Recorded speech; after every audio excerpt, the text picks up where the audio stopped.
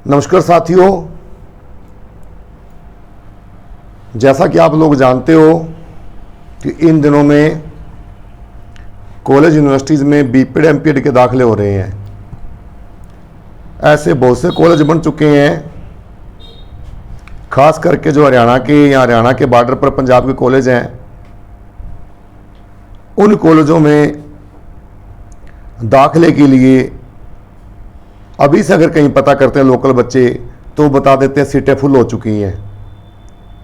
और उसी के स्थान पर जैसा कि आपको बहुत दिनों बाद कल लाइव हुआ था, कल आपको बताया मैंने कि राजस्थान के बच्चे किस प्रकार राजस्थान में हर एक ना 2 साल बाद लगातार पिछले 10 सालों से भर्ती आ जाती है। वहाँ शारीरिक शिक्षक तृतीय श्रेणी और द्वितीय श्रेणी की पोस्टें आती रहती हैं, जिस वजह से जो भी राजस्थान के बच्चे डीपीएड बीपीएड एमपीएड करे हुए होते हैं वो सभी लग जाते हैं। तो इस वजह से वहाँ के क्या है, ज़्यादा जॉब आने की वजह से क्या हो चुका है कि वहाँ रुझान बढ़ गया है। और राजस्थान की कुछ यूनिवर्सिटियाँ जो प्राइवेट हैं, राजस्थान में यूनिवर्सिटीज़ कम है, सरकारी जो यूनिवर्सिटीज़ हैं या कॉलेज ऐसे बहुत कम है जो बीपीएड एमपीएड या डीपीएड करवाते हैं। तो वो ज़्यादातर बच्चे पंजाब में या हरियाणा में शरण लेते हैं। तो इन दिनों में अगर आप कहीं भी पता करते हो, लोकल बच्चा कोई पता करता हो, उसको ये कह दिया था कि सीटें फुल हैं। और जो राजस्थान के बच्चे वहाँ से नॉन अटेंडिंग करते हैं, उन बच्चों का मोटी फीस के अंदर वहाँ दाखिला कर दिया जाता है। मान के चलिए अगर किसी कॉलेज की 2 वर्ष की बीपीडी की फीस 35,000 के हिसाब से 70,000 बनते हैं, तो राजस्थान का बच्चा उसी के 1.25 लाख रुपये या 1,50,000 तक भी दे रहा है डबल फीस। अगर वही पंजाब का या कोई हरियाणा का बच्चा जो वहाँ रेगुलर पढ़ना चाहता है और वो उसके 70,000 रुपये देगा या उसमें से भी उस चुक जाता है कि मुझे कोई स्कॉलरशिप दी जाए या मेरी कोई फीस में माफ़ी दी जाए, मैं खिलाड़ी हूँ, उत्कृष्ट खिलाड़ी का मुझे कोई बेनिफिट दिया जाए, तो वो सब मना कर देते हैं। क्योंकि जितने कॉलेज हैं इनका एक ही मोटिव हो चुका है कि किसी तरह भी पैसा इकट्ठा करना है। वहाँ पर इतने कोई अच्छे टीचर भी नहीं रखे जाते प्राइवेट कॉलेजों के अंदर जो अच्छे वेल ट्रेंड और वेल क्वालिफाइड जिसको हम कह सकें। दूसरा, अगर टीचर होते हैं वो भी चाहते हैं कि हमारे पास जो बच्चे हैं वो अच्छे पढ़ने वाले बच्चे हैं, रेगुलर बच्चे हैं, लेकिन मैनेजमेंट क्या कि उनकी मजबूरी हो जाती है।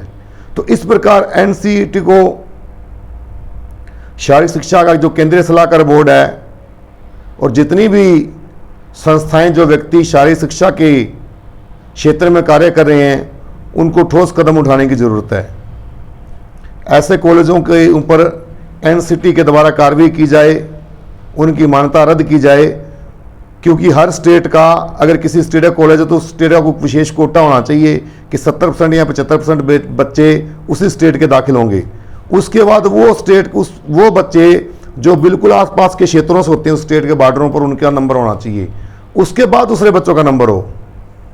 और एनसीईटी को बार बार अपनी टीमें भेजकर इस प्रकार की जांच भी की जानी चाहिए कि क्या बच्चे वहाँ रेगुलर क्लासेस लगा रहे हैं या नहीं लगा रहे। क्योंकि एक बच्चा लगातार वहाँ पढ़ना चाहता है, 2 साल वहाँ मेहनत करना चाहता है, उस बच्चे को दाखिला नहीं दिया जाता, उसको ये बोल दिया जाता है कि दाखिले हैं जो वो पूर्ण हो चुके हैं, हमारे पास सीटें खाली नहीं हैं। अगर वही वहाँ से 1 या 2 राज्य छोड़कर कोई तीसरे राज्य का बच्चा आता है, वो वहाँ नॉन अटेंडिंग कर रहा है सिर्फ इस कारण कि वो फीस दुगनी दे रहा है। जो कॉलेजों का एक ही मोटिव हो चुका है पैसा पैसा और पैसा इकट्ठा करना। तो इस प्रकार की जो इनकी तानाशाही पर रोक लगे, जो लोकल बच्चे हैं उन बच्चों को मौका दिया जाए ताकि शारीरिक शिक्षा का जो म्यार है वो बढ़ सके। क्योंकि अगर ऐसे शारीरिक शिक्षक पैदा होंगे, क्योंकि राजस्थान में प्रत्येक वर्ष या दूसरे वर्ष भर्ती आने की वजह से वहाँ से जितने बच्चे बीपीएड सीपीएड या डीपीएड के होते हैं वो लग जाते हैं। क्योंकि राजस्थान सरकार ने एक नियम बना दिया है कि जो पहला पेपर होता है जीके का, उस पेपर के अंदर 40 प्रश्न आपके ठीक हों, यानी कि आपके 40% होने चाहिए, कम से कम 100 में से 40 प्रश्न आपके ठीक हों। और जो दूसरा पेपर होता है उसमें से 40 ठीक हो।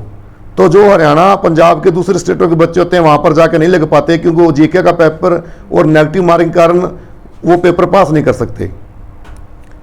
राजस्थान की जीके वो बहुत विशाल है, जो दूसरे बच्चों को पता नहीं चलते। वहाँ के बच्चे छोटे छोटे अकेडमी में जाकर अच्छी तैयारी कर लग जाते हैं।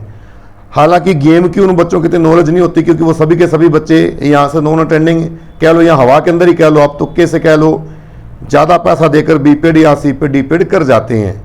तो इस प्रकार ये जो बच्चे जो अच्छे टीचर बनना चाहते हैं उनका बहुत बड़ा नुकसान हो रहा है। और इसी वजह से जब वो बच्चे आगे जाके सेवाएं देंगे वहाँ, तो जो इन बच्चों को पढ़ाएंगे उन बच्चों का भी नुकसान है, क्योंकि वो लोग सीख के नहीं गए हुए।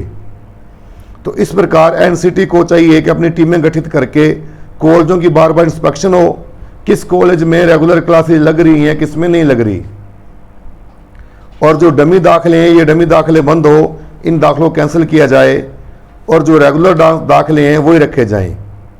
और उन राज्यों का, जिस राज्य में कॉलेज है, जिस राज्य में यूनिवर्सिटी है, उस राज्य के या उसके दूसरे राज्य के बच्चे, उनके आसपास के जो 50-60 किलोमीटर के अंदर जो अप डाउन कर सकते हैं, उन बच्चों को पहले मौका दिया है, उनको पहल के आधार पर मौका दिया जाना चाहिए, जिससे शारीरिक शिक्षा का जो कद है वो नीचे गिरने से बचाया जा सके और देश को आने वाले समय में अच्छे टीचर मिल सकें।